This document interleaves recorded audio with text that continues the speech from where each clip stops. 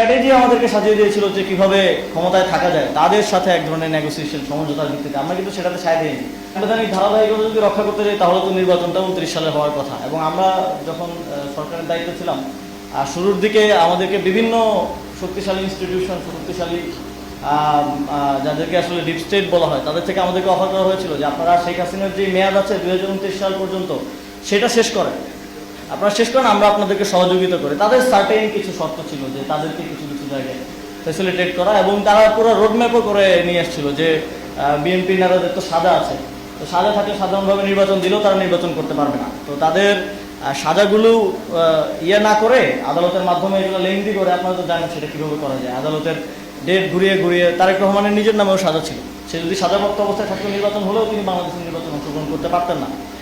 তো তারা পুরো স্ট্র্যাটেজি আমাদেরকে সাজিয়ে দিয়েছিল যে কিভাবে ক্ষমতায় থাকা যায়, তাদের সাথে এক ধরনের নেগোসিয়েশন সমঝোতার ভিত্তিতে। আমরা কিন্তু সেটাতে সায় দিইনি।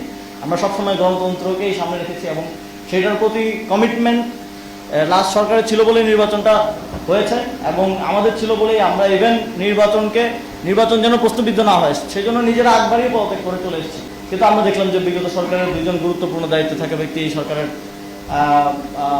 মন্ত্রী পদমর্যাদায় আছেন, যদিও এই সরকার দলই আমাদের পদত্যাগ সে সময় চেয়েছিল নির্বাচনের লেভেল প্লেইং ফিল্ডের এক ধরনের যুক্তি দাঁড় করিয়ে, কিন্তু তারাই এই ধরনের কার্যক্রম এখন করলো। তারাই আগের সরকারের গুরুত্বপূর্ণ দুজন দায়িত্বশীলকে তাদের সরকারের মন্ত্রী হিসেবে নিল। তো সুতরাং মানে এটা বোঝা যায় যে তারা এই নির্বাচনের লেভেল প্লেইং ফিল্ডকে আসলে ক্ষতিগ্রস্ত করেছে, এবং বিভিন্ন ক্ষেত্রে তাদের সুবিধা পাওয়ার জন্য এই মানুষগুলো যাদেরকে তারা এখন পুরস্কৃত করলো তাদেরকে ব্যবহার করেছে।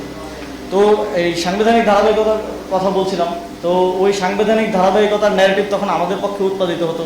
ডিপ স্টেট এজেন্সি যদি সাথে থাকতো তাহলে তো সবাই বলতে পারতো যে সংবিধান অনুযায়ী 29 সালে নির্বাচন হওয়া উচিত, তাহলে এই সরকার থাক 29 সাল পর্যন্ত। তা আমরা ওই সমঝোতাটা করি নাই। আমরা বাংলাদেশের গণতন্ত্রের জন্য, বাংলাদেশের মুক্তিপ্রেমী মানুষের দীর্ঘদিনের যে ভোট দেওয়ার আকাঙ্ক্ষা, গণতন্ত্রের আকাঙ্ক্ষা, সেটাকে সম্মান জানিয়েছি, এবং যথাসময়ে যতটুকু দায়িত্ব একেবারে পালন না করলেই নয়, জুলাই সনদ সহ এই জায়গাটার জন্য আমরা এতটুকু করেই এই সরকার কিন্তু